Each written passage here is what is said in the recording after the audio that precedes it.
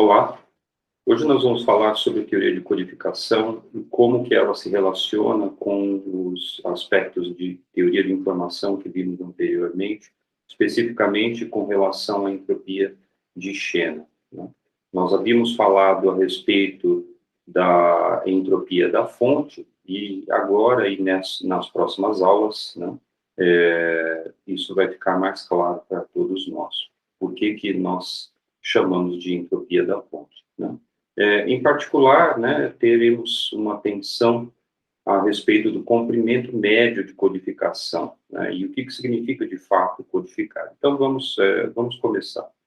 Bom, o problema fundamental da comunicação, como definido pelo próprio Shannon, né, é reproduzir em um dado ponto, exato ou aproximadamente, uma mensagem que é gerada, né, num outro ponto. Então, nós temos a mensagem a ser transmitida aí pelo transmissor por um canal físico, né? Esse canal pode estar sujeito a ruídos e queremos, né, que sempre que essa informação da mensagem chegue no receptor, né, de preferência, né, sem os efeitos do ruído externo, mas, né, podemos tolerar uma certa interferência do meio externo sobre essa mensagem, contanto que ela seja, né, seja possível compreendermos ainda essa mensagem. Para nos, na verdade, nos prevenirmos dos efeitos desse ruído externo, nós vamos ver em outras aulas aí no futuro quais que são esses ruídos e como que eles afetam a informação. Existe aí, né, de antemão, algo que é chamado de codificação e decodificação, em que transformamos a mensagem específica em um código, né, que, de comum acordo com o receptor, ele pode decodificá-lo, né, e interpretar essa mensagem.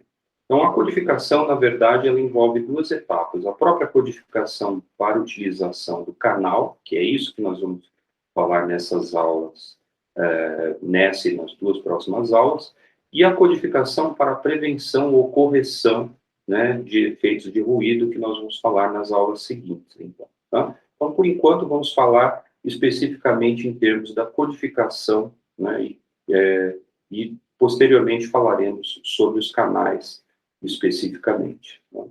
Bom, o que são códigos, né, nesse caso? Então, códigos, tipicamente, vamos supor, né, uma situação específica em que eu tenho um problema estatístico que é descrito por essa variável aleatória x, que pode assumir n distintos valores de x1 a xn, né, e que, portanto, contém n elementos, né, e na teoria de codificação, o que é, né, o que é chamado aí de fonte? Fonte, né, é a nossa própria variável aleatória x, né, e a forma como que nós transcrevemos ou codificamos, né, os eventos xi, né, dos n elementos xi, em outros, né, n elementos ou números que são chamados de código, né? Então, isso a gente já vem feito, né, anteriormente, quando a gente faz, por exemplo,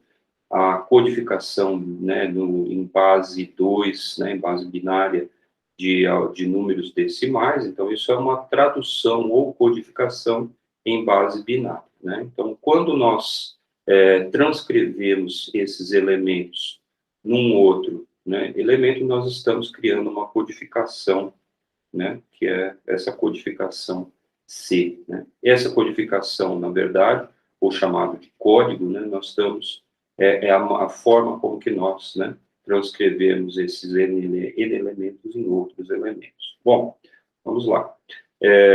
Cada um desses elementos dessa codificação é chamado de palavra de código ou palavra de codificação, tá?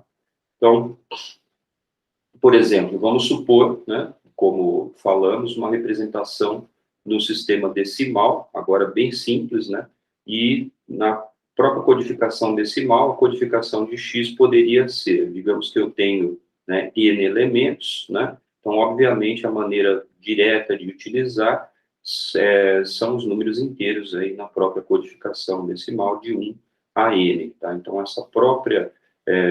os próprios números, né, inteiros compõem uma codificação de todos esses elementos de x1, né, a xn. Né? Veja que eu não sei quem que é especificamente x1 ou xn, né, mas eu estou atribuindo a eles um novo símbolo, tá, composto aí dos números de 1 a n, tá bem? Então, obviamente, esses símbolos são atribuídos exclusivamente para cada um daqueles símbolos anteriores, para não termos nenhum problema, né, de coerência aí com a nossa codificação. Então, esse conjunto de novos elementos, ele recebe um nome, esse é o dicionário, né, que corresponde justamente àquela tradução ou codificação, né, que nós estamos utilizando. Existe também, né, um subgrupo aí do dicionário, que é o menor dicionário possível, de que todos os outros podem ser derivados, e que é chamado de alfabeto de codificação. Esse alfabeto de codificação, no caso da base decimal, né, do sistema decimal, ele, obviamente, é composto dos números de 0 a 9, já que eu consigo compor todos os outros, né, da nossa codificação em termos de combinações de números de 0 a 9, tá bem? Isso é bem claro. Tá? Então, esse é o nosso alfabeto de codificação. Tá? Um outro alfabeto de codificação que já utilizamos, né, bastante, vamos utilizar praticamente em todo, né, o curso, é o alfabeto do sistema binário, que ele é composto apenas de dois elementos, 0 e 1, e com ele eu componho todos os outros, né? Não só números, né? Eu posso fazer a conversão do sistema decimal típico para binário, mas também como elementos, né? Eu posso estar contando, né, todos os elementos, por exemplo, né, bolas brancas e pretas distintas num sistema, né, numa caixa, né? Eu posso estar contando todos esses elementos e atribuindo a cada um deles, né, por alguma distinção dos elementos, eu estou atribuindo aí uma palavra, né, de codificação para cada um deles. Então, isso é muito importante, né, observar que quanto menor for aí o espaço do alfabeto de codificação, obviamente maior vai ser o tamanho da minha palavra de codificação.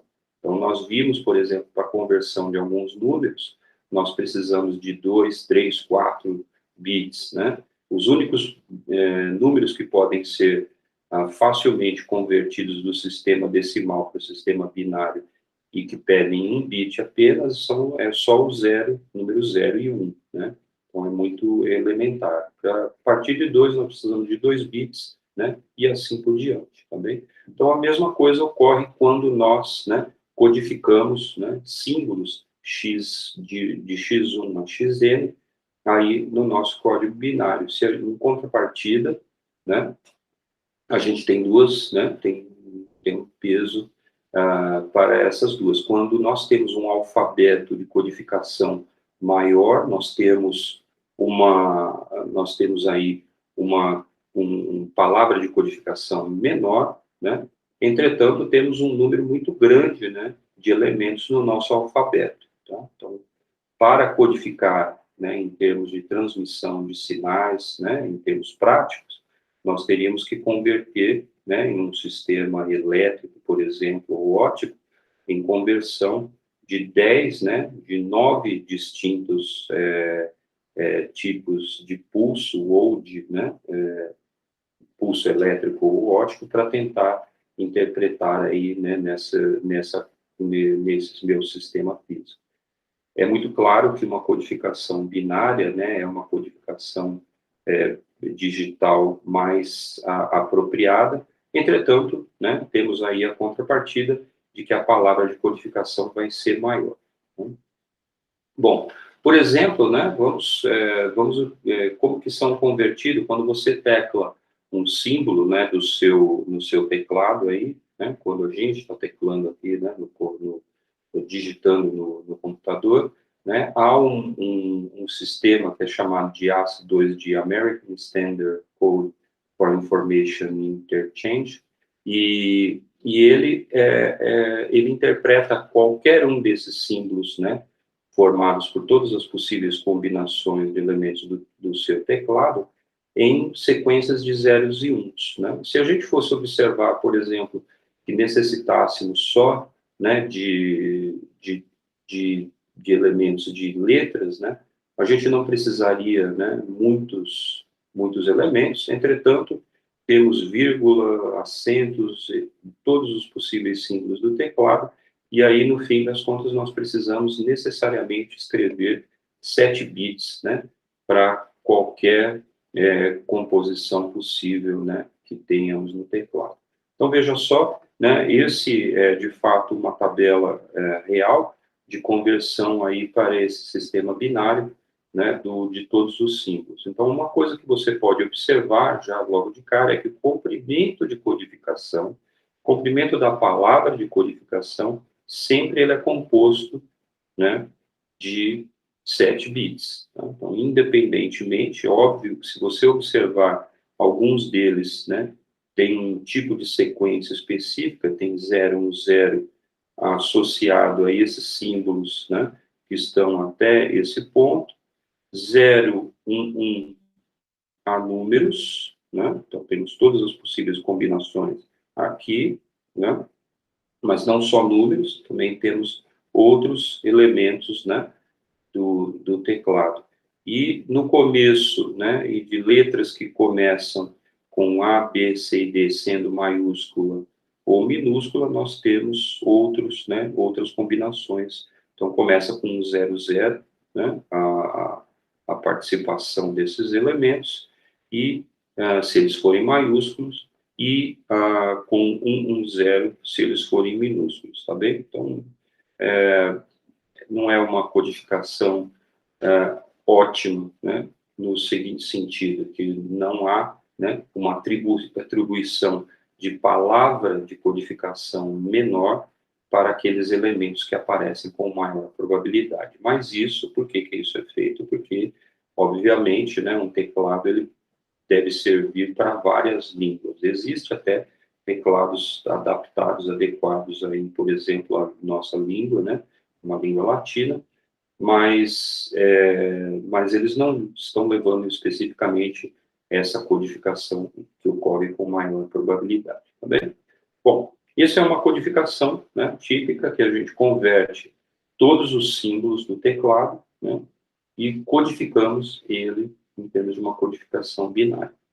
Tá? Só uma observação, né, falamos de codificação binária, mas qualquer alfabeto, né, qualquer codificação cujo alfabeto contenha D ou N elementos, ele é chamado de código D-ário ou N-ário, N. Tá? Então, N, aí o D, a letra que entra na frente, corresponde à dimensão, né, aí do nosso alfabeto de codificação. Bem?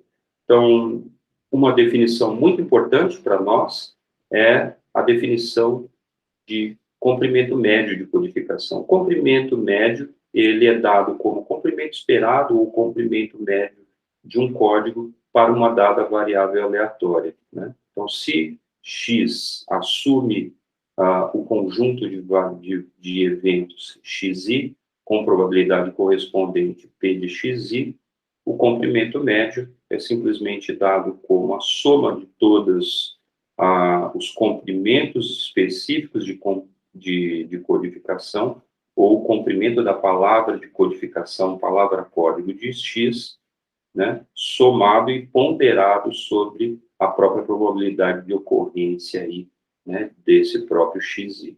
Tá bem? Então, esse comprimento médio, ele vai ser muito importante para a gente provar alguns teoremas mais à frente. Então, exemplo, né, vamos calcular, por exemplo, esse comprimento médio, por enquanto. Então, vamos supor, né, que eu tenho x, então a minha variável x assume os números diretamente 1, 2, 3 e 4, né? Só que são todos equiprováveis, tá bem? E com as palavras de codificação dadas da seguinte forma. A codificação do 1, eu vou dizer que em codificação binária é 1, codificação do 2 é 0, 1, veja que eu estou, né, não estou usando a conversão do número em base decimal para base binária diretamente, simplesmente estou atribuindo símbolos, uma combinação de símbolos distintos para eles, né? Então, 0, 1, e do 3, 0, 0, 1, e do 4, basta escrever 0, 0, 0, que já distingue de todos eles. Tá? Então, respectivamente, vemos que esse código, obviamente, ele não tem, né, os mesmos símbolos aí do alfabeto, né, o alfabeto, sim, combinado para escrever o nosso dicionário, né? Então, o nosso dicionário é composto aí de 1, 0, 1, 0, 0, 1, 0, 0, 0, tá bem? Se nós calcularmos a entropia, veja que a palavra de codificação do 4, ela tem um comprimento de codificação de 3 bits, a palavra do 3 também de 3 bits, a do 2 de 2 bits e a do 1 bit apenas. Então, quando calculamos, né, a entropia agora da fonte, podemos calcular essa entropia imediatamente, já que todos os elementos da fonte são equiprováveis, isso é igual, né, a entropia média, portanto, vai ser igual à entropia requerida para a identificação de cada um desses símbolos, e vai me dar 2 bits por símbolo. Por outro lado, o comprimento médio de codificação, né, se calcularmos aquela média, né, vamos obter que o comprimento médio de codificação me dá 2,25 bits por símbolo, e, portanto, obtemos que o comprimento médio de codificação, nesse caso, ele é maior, né, do que a nossa entropia da fonte. Bem? Então, a mesma coisa, equiprovável, né, no fim das contas, simplesmente somamos todos os comprimentos de codificação, de acordo com essa definição, então, todos os comprimentos de codificação, ponderados agora pela mesma probabilidade, né, que vai ser, portanto, 1/4, já que todos eles são equiprováveis e temos 4 símbolos, né, na nossa, a serem, né, 4 eventos, na verdade, a serem codificados. Né? O segundo exemplo, vamos pegar, por exemplo, né, as letras, digamos que a minha variável x assuma as letras A, B, C, D, E e F, mas agora com probabilidades distintas. A probabilidade de ocorrência de A, ela é de 0,1, probabilidade de ocorrência de B, 0,2, probabilidade de ocorrência de C bem pequena, 0,05, a de D, 0,3, e a de E, 0,3, e a de F também pequena, 0,05. Nesse caso, né, a codificação que nós utilizaremos, vou chamar de uma codificação C1 específica, ela é, né, dada aí por essa composição. Eu vou compor, né, o A, tá? Eu vou codificar o A por 1, o B eu vou codificar por 1, 0, tá? Estou escolhendo uma codificação específica, o C por 1, 1, o D por 1, 0, 0, o E por 1, 0, 1 e o F por 1, 1, 0, tá bem? Respectivamente, todos eles, né, escritos dessa forma. Então, esses exemplos são simplesmente para a gente compor, né, e comparar todas essas comprimento médio de codificação com a entropia da fonte, para observarmos que, né, sempre estamos aparecendo com comprimento médio de codificação maior do que a minha entropia da fonte. Nesse caso específico, veja só, eu tenho que a minha entropia da fonte, calculado, veja que agora, né, ela não é mais igual à informação requerida para cada símbolo, já que as probabilidades de ocorrência desses eventos são distintas, né, de A a F são distintos, tá? Então, agora cada um tem o seu comprimento, né, também específico aí de codificação e, portanto, o comprimento médio também vai ser diferente, né, calculado com a média, né, ponderada aí pela probabilidade de ocorrência de cada um dos símbolos. Então, a minha entropia da fonte vai me dar 2,27 bits por símbolo e o comprimento médio de codificação dá 2,55 bits por símbolo. Obviamente, observamos que, novamente, o comprimento médio de codificação aí é maior do que a entropia da fonte. Isso há uma razão de ser, né? E podemos ver, por exemplo, o que acontece, né, se fizermos, nesse caso, aí uma atribuição diferente, né, de uma codificação distinta para esses, né, para esses símbolos. Então, o que nós vamos fazer, né? Então, por exemplo, fizemos uma codificação, preste atenção que nós utilizamos, nesse caso, utilizamos aí, para todas essas possíveis codificações de A a F, né, usamos 1 bit, 2, 3, 3, 3 bits. Então, no máximo, 3 bits. Né? Quando você faz a média de 1, 2, 3 e 3, vai, né, ponderado agora pela probabilidade de ocorrência, o que obtemos que o comprimento médio é 2,55.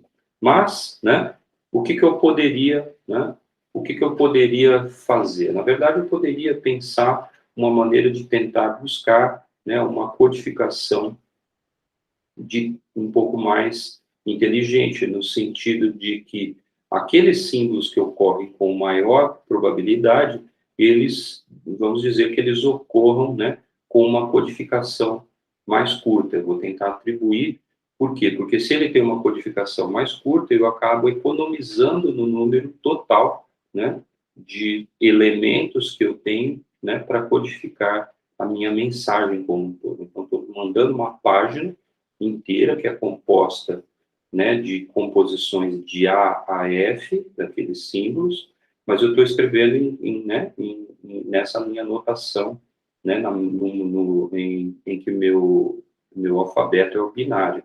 Então, como que eu economizo, né, um conjunto total de letras se a minha mensagem é grande? É atribuindo aqueles símbolos que aparecem com maior probabilidade, né, o comprimento de codificação menor. Tá? Então, como que a gente faz isso? A gente utiliza o que é conhecido como árvore de codificação. Nós vamos utilizar bastante isso nessa e nas próximas aulas. Tá? O que nós fazemos? Atribuímos uma codificação em que eu distribuo os meus dois símbolos, né, 0 e 1, justamente, né, bifurcação, porque justamente eu tenho duas possibilidades apenas, ou atribuir 0 ou 1, né, para essa sequência aí de letras. Então, por exemplo, se vocês lembrarem, recordarem que nesse caso o E foi o que apareceu com maior probabilidade, né, ele junto com o D, então você pode trocar esses dois, né, eu deixei dessa forma só para ordenar um pouco, mas os dois, tanto o D, né, quanto o E, aparecem com a mesma probabilidade, que é 0,3. Então, esse número que está, né, nessa bifurcação corresponde à probabilidade de ocorrência. Então, olha só, né, óbvio que eu já sei onde eu vou chegar, tá? Mas o que eu estou querendo fazer com isso, tá? Eu estou, na verdade, ordenando todas essas letras aqui, né, em termos, né, de probabilidade de ocorrência. Né? Então, preste atenção, eu tenho as probabilidades de ocorrência de 0,3 até 0,05 para C e F, respectivamente, né? E tenho as minhas probabilidades de ocorrência de 0,2 e 0,1 intermediárias, mas todos estão, né, em ordem crescente de probabilidade. Então, a probabilidade de ocorrência aqui, ó, né, P de x, i, ela está aumentando, né, nesse sentido. Mas olha só, se eu uso a codificação, então, no caso do E, primeira codificação, estou dizendo que tudo que vai para cima da minha bifurcação, eu atribuo um símbolo 0 inicial, e tudo que vai para baixo, eu atribuo o símbolo 1. Se eu vou passar para uma segunda casa binária, eu agora utilizo a próxima bifurcação. Então, no meu caso, por exemplo, né, o E, ele é a menor, né, escolhi ele especificamente, poderia ter escolhido o D também, mas o E ocorre aí com probabilidade 0,3, né, e eu vou atribuir para ele 0,7. Veja o que eu estou escrevendo aqui abaixo, né, são as probabilidades de ocorrência dos outros símbolos. Né? Então, qualquer outro símbolo vai estar escrito, né, a composição desses outros símbolos me dá 0,7 de probabilidade, 0,3 é o meu símbolo, né, exclusivo, né, que aparece com probabilidade 0,3, vai para 0. Então, na próxima bifurcação, o que eu utilizo? O próximo símbolo, que nesse caso tem a mesma probabilidade de ocorrência, 0,3, mas eu faço a mesma coisa. Vai para cima, atribuo 0, vai para baixo, né? Eu atribuo o 1. Tá? Então, atribuo 1 aqui para ele. Tá? Então, veja só o que vai acontecer. Eu atribuí, no primeiro que eu tinha atribuído era o 0, agora vindo com a codificação daqui para cá, né? Essa aqui é a nossa codificação. Primeiro, eu tinha atribuído, perdão, né? Contrário, tá? Eu estou indo daqui para cá, então o primeiro símbolo ele veio, né? Veio para baixo. O primeiro símbolo foi para cima, na nossa bifurcação eu tenho 0. O segundo ele veio para baixo, então atribuí o 1 primeiro, e depois, né, estou atribuindo o 0. Tá? E na minha terceira, né, no terceiro símbolo, ele veio para baixo na bifurcação, aqui, né? Então ele veio aqui para baixo, agora vai para cima, então eu fico com 1, 0. E assim por diante, até, né, completarmos os últimos. Então o A é codificado por 1, 1, 1, 0, o C por 1, 1, 1, 1, 0, e o F só preciso distinguir na última bifurcação, ele tem o mesmo comprimento de codificação do C, né, com 5 bits apenas, né, e, portanto, só muda o último bit aí na minha codificação. Tá? Qual que é a intuição de vocês, né, que esse comprimento médio de codificação vai ser maior, né, ou menor? Né? Estamos usando mais bits, né? Portanto, só que esses bits que são maiores, eles ocorrem aí com uma probabilidade, né, esse número de bits que nós estamos utilizando para a codificação, né, eles ocorrem justamente para os símbolos que ocorrem com menor probabilidade. Tá? Então, quando, né, identificamos todos esses símbolos agora por essas palavras de codificação, 0, um 0, né, para E, D, B, A, C e F especificamente, né, o que nós vamos obter é que a codificação agora de A ficou como sendo um 0, né, não vou repetir todos, porque foi o que a gente acabou de falar, mas o que nós obtivemos? Obtivemos que nessa codificação que eu estou chamando de codificação 2, né, dos mesmos símbolos lá, nesse nosso alfabeto binário, né, ela me deu 2,4 bits por símbolo. Tá? Então, obviamente, ela me deu uma codificação, né, e vejo que isso é interessante, que ela me deu um comprimento médio de codificação que é menor do que o comprimento médio de codificação anterior. Né?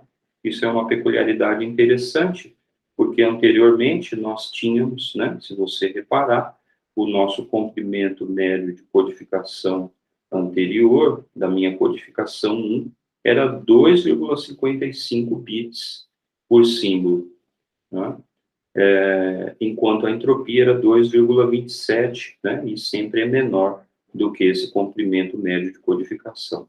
Mas é curioso, porque intuitivamente nós tínhamos a impressão que essa minha codificação, usando a árvore de codificação, enquanto lá eu usava 3 aqui eu estou utilizando até 5 bits, né? E como que pode acontecer, né, que agora eu tenho um comprimento médio de codificação menor do que ele, né? Isso acontece, né, porque apesar de termos palavras de codificação que são maiores, né, nessa codificação 2 do que na codificação 1, né, o que acontece é que essas probabilidades, essas palavras, né, que têm maior comprimento de codificação, né, comprimento da palavra de codificação, elas ocorrem com uma probabilidade muito pequena. Então, na média, você acaba usando menos bits, né, ao todo. Isso é chamado de compressão, né, essa codificação, né, em que fazemos aí com que o comprimento médio de codificação fique menor, né, é típico de uma compressão de dados, que às custas, né, de uma diluição, né, para aqueles elementos na codificação. Diluição significa que eu aumento, né, o número, o comprimento médio, o comprimento de codificação, da palavra de codificação dos símbolos que ocorrem com menor probabilidade, né, eu consigo, né, comprimir ou reduzir, né, o comprimento médio de codificação. Então, portanto, isso chama de compressão, né, de dados. Tá? Então, é muito interessante, né, que às custas daqueles elementos que ocorrem com menor probabilidade, a gente acaba tendo, né, um comportamento médio que requer menos, né, símbolos. Tá? Então, isso é muito importante, é um aspecto prático aí da codificação. Bem? Bom, dito isso e aprendido, né, o que são essas árvores de codificação, agora nós precisamos falar de classes de códigos, né, específicos. Então, existem aqueles códigos, né, podemos especificamente subdividir, né, o conjunto total de todos os códigos num conjunto, um subconjunto, que são chamados subconjuntos, o não singular, tá? O código que é univocamente decodificável, e os códigos que são chamados códigos instantâneos, né? E o que são eles, tá bem? Então, esse conjunto aqui de códigos, eles englobam, né, todos os possíveis códigos que possamos imaginar, né? E o que significam eles, tá? Então, o código não singular, especificamente, é aquele que a cada símbolo correspondente xi da nossa variável, né, da nossa, da nossa mensagem, tá? Ele é representado por uma palavra de codificação CI distinta de C. Tá? Isso que significa que não tem uma palavra de codificação, né, que corresponde a mais de um símbolo. Poderíamos ter uma situação dessa, mas essa seria uma situação de uma codificação singular, em que eu posso ter aí uma dúvida, né, de atribuição de 2 símbolos específicos aí do meu alfabeto. Isso pode aparecer, tá? Mas, né, tipicamente queremos a situação em que temos códigos não singulares, tá? Então, códigos não singulares, obviamente, né? Os códigos singulares estão aqui dentro do resto dos códigos, tá? Mas os códigos não singulares, eles têm subconjuntos que são, né, os conjuntos de univocamente decodificável.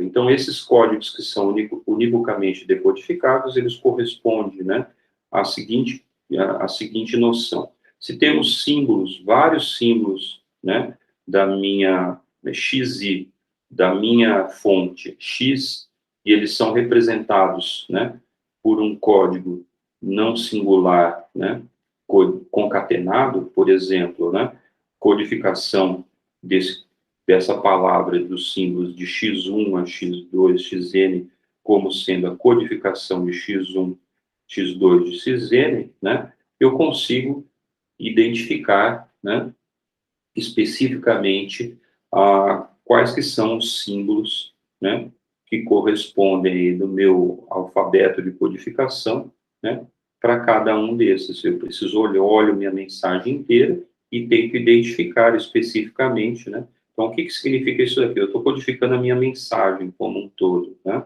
E aqui desse lado, eu tenho a codificação de cada um daqueles símbolos, né, que aparecem lá originalmente, tá? Seja a ordem qual for, de C1, C2, de X1, X2 e X3, que aparecem, tá bem? O que que significa? Significa que eu posso, né, identificar a sequência de símbolos olhando, né, para ela como um todo. Aquela sequência que combina com os meus símbolos do alfabeto, né, é a única que vai ser, né, decodificada.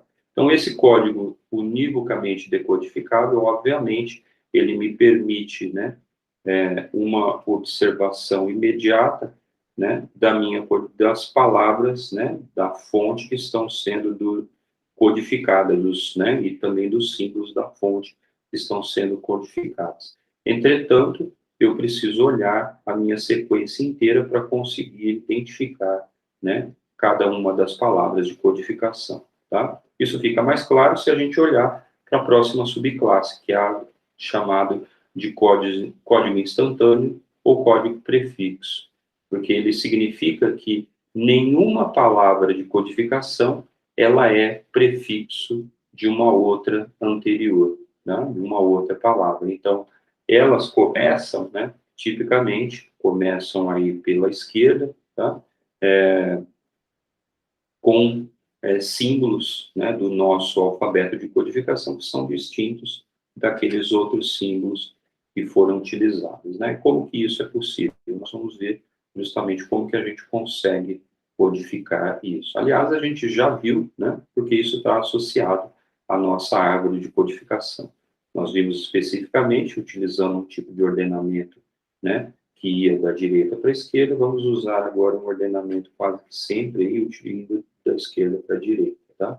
Então, nessas palavras, né, isso é muito interessante, porque quando eu envio, transmito essa mensagem, né, eu posso identificar aqueles símbolos, a codificação dos símbolos, instantaneamente, assim que o símbolo for enviado. Eu não preciso esperar a mensagem como um todo, como a gente precisava no código que é unicamente decodificado, tá bem?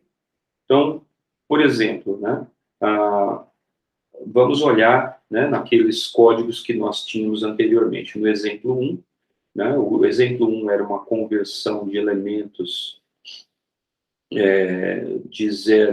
de 1 a 4, né, em termos de codificação, que já era um código instantâneo, porque você observa que cada um dos símbolos, né, ele começa com um prefixo distinto. Por exemplo, né, eu tenho 1, eu tenho 01 para o 2, eu tenho 001 para o 3 e 000. Se você observar, nenhum desses símbolos, né, esse daqui é o único que começa com 1, da esquerda para a direita, e esse é o único que vai começar com 0 e termina com 1, né? E esse começa com 2 zeros e 1, né? E nenhum deles, né? Você pode ver que não há, né, nenhum problema. Então, eu não tenho dúvida com relação a esse símbolo especificamente, né? Não há, por exemplo, né, 011, né, para confundir com esse 01 que aparece aqui, tá bem? Então, se você prestar atenção, né, isso não ocorre. Podemos também, né, podemos observar, por exemplo, que essa sequência, né, de símbolos, por exemplo, que eu tiver 0, né, 001, 010 e 001, só vai fazer sentido na minha codificação se eu identificá-la como a sequência de 001, 01, 00 e 1, né? E, portanto, é a sequência de números que escrita da seguinte forma: 3, 2, 4, 1, tá bem? Existem outros tipos de código, né, que a gente poderia tentar inventar. Por exemplo, né, eu deixo para vocês, né, a, a identificação dos códigos do tipo 2, né, e do primeiro tipo, né, e do tipo singular. O singular é bastante óbvio, né, porque eu atribuo o mesmo símbolo para todas elas, tá? Então, obviamente, né, esse é um código bastante ruim. O não singular, eu tenho um símbolo para cada uma, né, das minhas palavras. Eu tenho palavras distintas para cada símbolo, vamos dizer, né? E do tipo 2, apesar de ser univocamente decodificável, eu preciso olhar minha sequência de símbolos, já que existe, né, elementos que podem ser são prefixos do outro, tá bem? Então, é assim que a gente identifica. Mas esse tipo 3, não, tá bem? Então, por que, né, que ocorreu isso, né?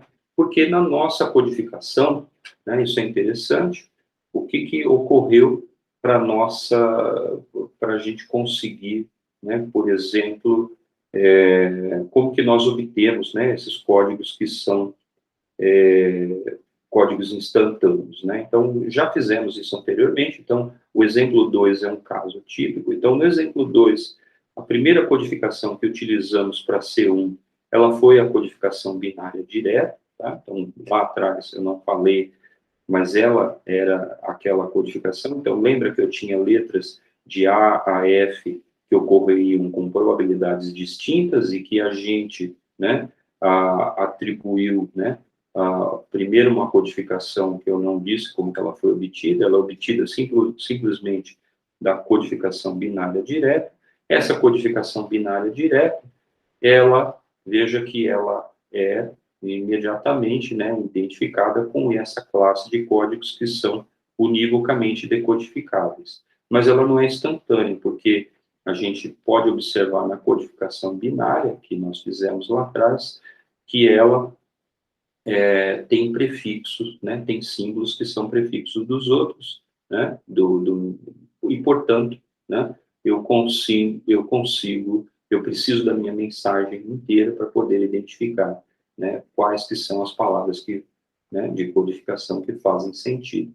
Mas o código 2 que nós utilizamos, né, e utilizamos aquela nossa árvore de codificação, ele foi, né, porque você pode prestar atenção que não existe nenhuma palavra de codificação, seja para A, B, C, D, I ou F, que seja prefixo da outra, tá bem? Então, portanto, nós conseguimos, tá? Realizar, né, o, o nosso código de uma maneira também mais eficiente, ou seja, o melhor código que podemos obter é o código que é o código instantâneo, e o melhor, né, código que é o código instantâneo também é aquele que tem o comprimento médio de codificação menor entre, pelo menos, as nossas codificações que nós identificamos aqui nesse exemplo, tá? Mas é um fato, né?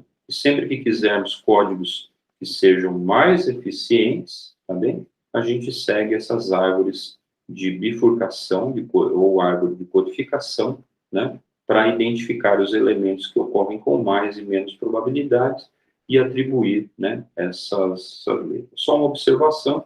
Nesse exemplo, eu utilizei esse ordenamento, eu poderia utilizar, né, um outro ordenamento que tipicamente é mais utilizado, que é, né, o inverso desse que eu utilizei. Tá bem? Bom, código Morse. Vamos falar um pouco de um código já existente, bastante utilizado, que é o código que representa, né, todas as letras e números aí do alfabeto, além, né, do espaço, né? Então, tipicamente a gente representa, né, ele aparentemente por códigos que é binário, porque eu tenho só dois símbolos, que são pontos e traços, né? Mas existe também um outro símbolo, né? Que é o espaço, né? Que um ouvido bem treinado consegue identificar, né? E tipicamente nós não conseguimos identificar, pelo menos eu, né? Tenho bastante dificuldade. Então, o A, né? Nessa codificação é óbvio que é um código aí que ele é não singular, né? Então, portanto, ele ele tem para cada uma das letras e números, né, que compõem aí a nossa mensagem, ele tem um símbolo distinto, tá? Então eu tenho um zero, né? Eu tenho ponto e traço para A, para o B eu tenho traço, ponto, ponto, ponto, e assim por diante, né? Mas veja que eu tenho, por exemplo, para números, né? Eu preciso de uma sequência aí de 5 desses símbolos. Eu poderia converter, né, todos esses símbolos para uma codificação binária. Também é uma codificação, né? Eu transformo o ponto e traço, né, para 0 e 1, por exemplo, né? Vai faltar, obviamente, o espaço, né? Então, portanto, tipicamente, o código Morse é chamado de pseudo-binário, né? Para a gente identificar, tá bem? O procedimento, né, que a gente tem, né,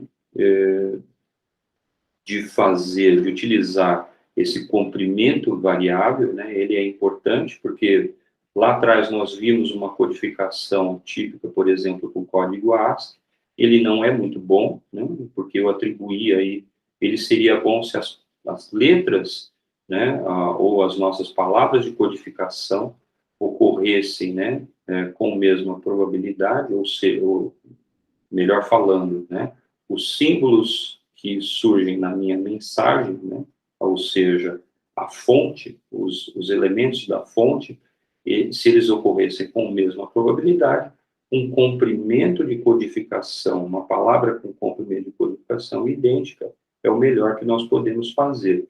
Entretanto, palavras de codificação com comprimento variável, elas economizam, né, o tempo aí do operador, né, porque ele, né, transmite as palavras que aparecem, né, justamente, né, com maior probabilidade. Então, se você prestar atenção, lembra que no inglês, né, o E aparecia com maior probabilidade, e não é à toa que ele só tem um símbolo, ele só tem um ponto, né? Tem uma outra letra que aparece com uma boa probabilidade também, que é o P, e ele é o traço, identicamente definido. O A, que é uma palavra, que é um símbolo que aparece também com bastante probabilidade, mas menor do que a do E, né? Ele aparece aí como uma sequência de 2 símbolos no nosso código Morse, tá? E, né, tipicamente, enquanto estamos utilizando até 4 símbolos para identificar as letras, aqueles que contêm, né, 5 bits, né, podemos dizer assim, da nossa codificação dentro do código Morse, são todos os números, tá? Então, você pode ver que todos eles, né, contêm 5. Vão desde 5 traços para o 0 até 5 pontos para o 5, tá bem? E as outras combinações correspondentes aí nessa tabela, tá bem? Bom, obtemos, né, no caso variável, obviamente, né, uma vantagem que é correspondente ao tempo aí do operador, já que aqueles termos que aparecem com maior probabilidade, eles são mais curtos, né?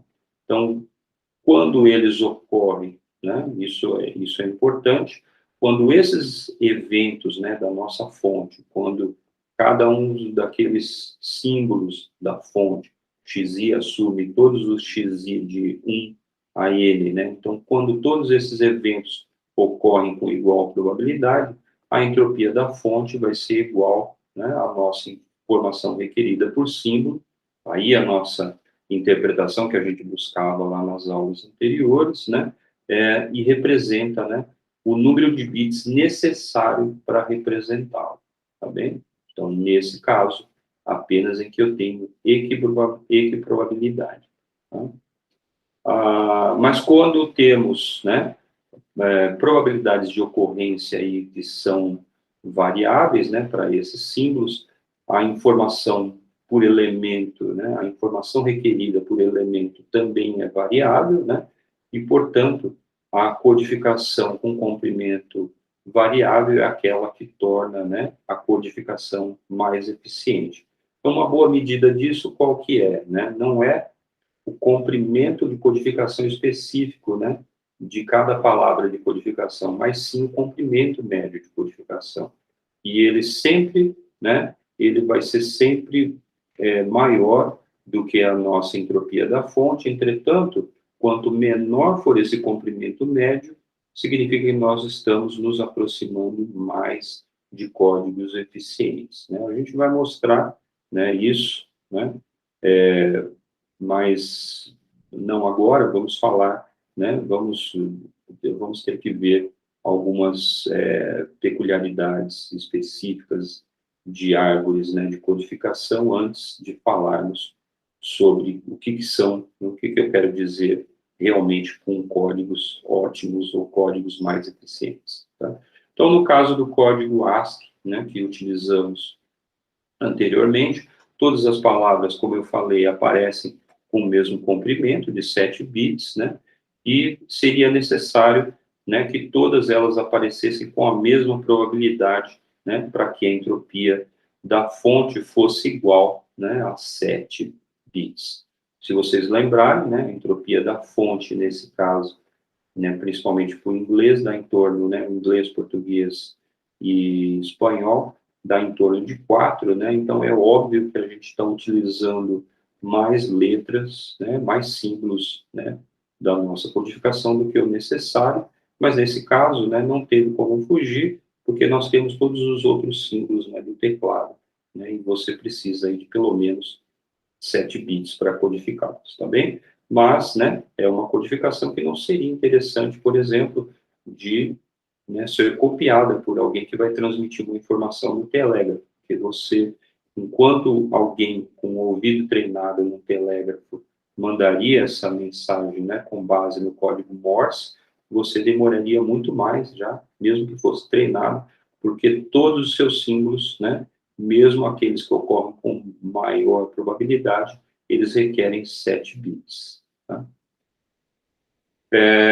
No caso, né, isso é uma definição que a gente já pode dar aqui, né, no caso em que a entropia da fonte é igual ao comprimento esperado, ao comprimento médio de codificação, nós dizemos, né, que esse código é ótimo. Essa é o que ele é ótimo, nós vamos provar, tá bem? Então, isso é importante. E esse é o código, não significa que é o único código, né, possível, mas significa que ele é um código ótimo, é o código mais eficiente, é o tipo de código mais eficiente que você pode encontrar, tá bem?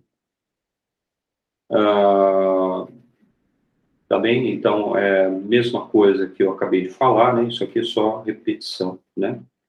Da entropia, né? Típica para a gente escrever um texto em português ou em inglês, tá? Em termos de 4 bits por símbolo, essa era a entropia da fonte em média, então utilizamos 4 bits, tá bem?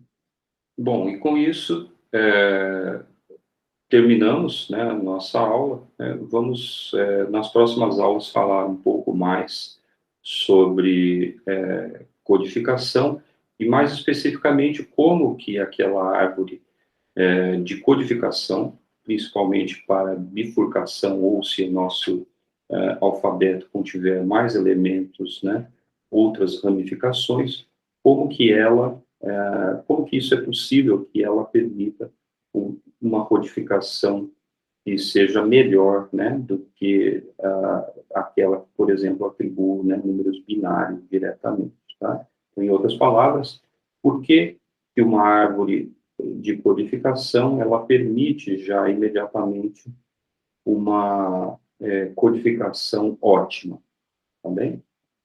Então, até a próxima aula. Tchau.